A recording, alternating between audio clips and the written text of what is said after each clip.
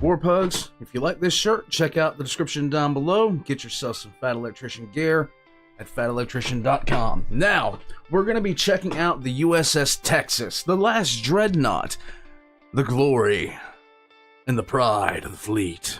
I don't know if it was the pride of the fleet, but I'm just saying that.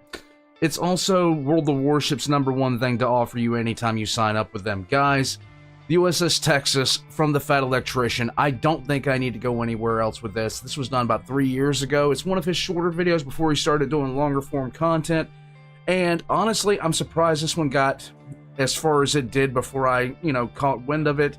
It has been in the Discord for some time. I don't know why I haven't noticed it until now, but every once in a while I open my eyes and take a look out there, and I see things. I see things in the mist, in the clouds, and the dogs start barking and trying to ruin everything for me. Why are they so angry? Guys, let's get into it. Let's just go. Today we're talking about the most gangster battleship of all time. Sweet. Ladies and gentlemen, the USS Texas, predating both world wars, being built in 1914. It is commonly referred to as the last dreadnought. But it's not technically a dreadnought. It belongs to the American New York class of battleships, which were commonly referred to as super dreadnoughts. Oh. Which are basically just dreadnoughts that were made in 12s. And you're never going to believe this, but they were Wait, what? better than all the ones made with the metric system. What made them the best? Well, they had the largest guns ever put on a boat before at that point in time. Okay. Those being the Mark I, a turret with 2 barrels capable of launching 14-inch shells that weighed nearly 1,600 pounds apiece. The USS Texas had 5 of them, 2 in the front and 3 in the back. It was like a Freedom sedan. Those guns were also aimed with ballistic calculators and analog computers, making them some of the most accurate naval guns in the world at that point. It was also equipped with 16 Mark 8s shooting 5-inch shells, and 8 Mark 10s shooting 3-inch shells. Not only did it have the best offense in its day, it had the best defense as well. It was the first ship in world history to incorporate anti-aircraft guns, as well as having a 12-inch thick hull. Yeah, an entire Freedom Foot of Pittsburgh steel. The only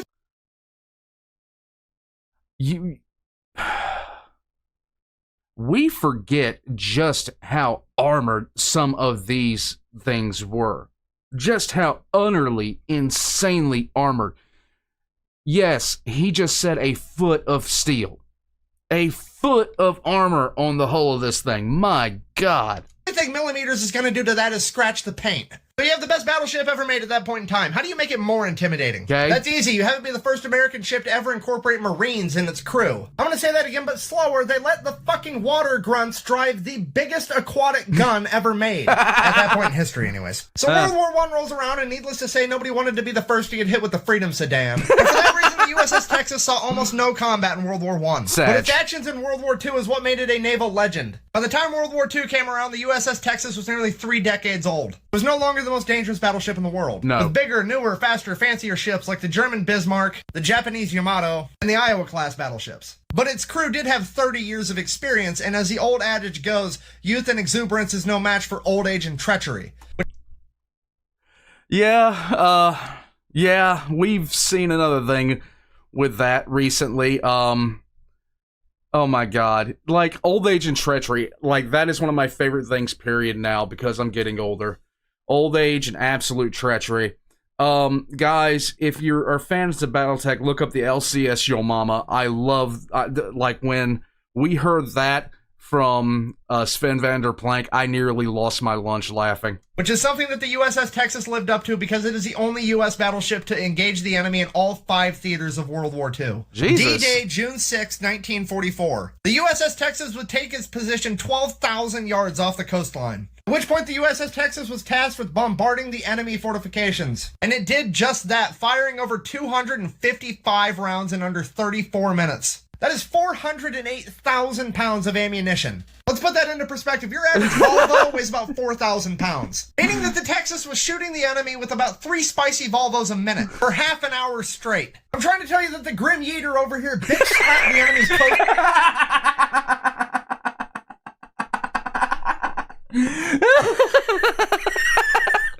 line with an entire car dealership in the amount of time it takes you to watch a TV show. The Grim Yeater would continue to airmail spicy Volvos to the enemy until June 11th, when it ran out of ammo. would then sail to the rear detachment off the coast of France to pick up more ammunition, and then sail back to continue engaging the enemy. By the time it had returned to the beach at Normandy, the Allied troops had driven the enemy so far back that its guns could no longer reach. Sad. So it advanced from 12,000 yards to 3,000 yards, the closest they could possibly get without beaching the ship. It is at that point in time the USS Texas said, "Hold my beer," and flooded all of its blister tanks on the starboard side, tilting the entire boat, changing the angle of the guns, allowing them to reach further inland. They gangster leaned a 32,000-ton warship so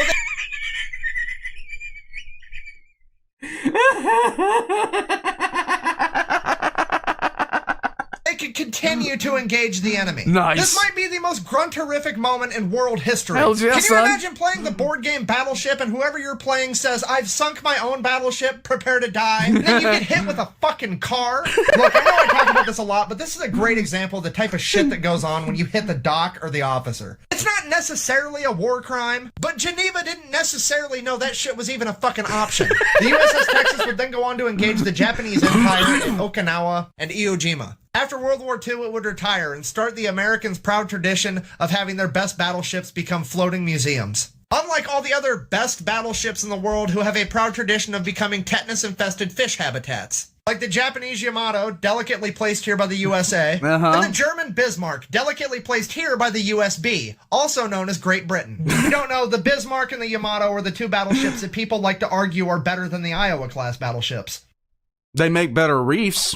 Given the fact that all the Iowa-class battleships are floating museums that you can see anytime you'd like, and you need scuba gear to see these, You don't need scuba gear to see the Bismarck. You need a submarine, and one preferably not ran by...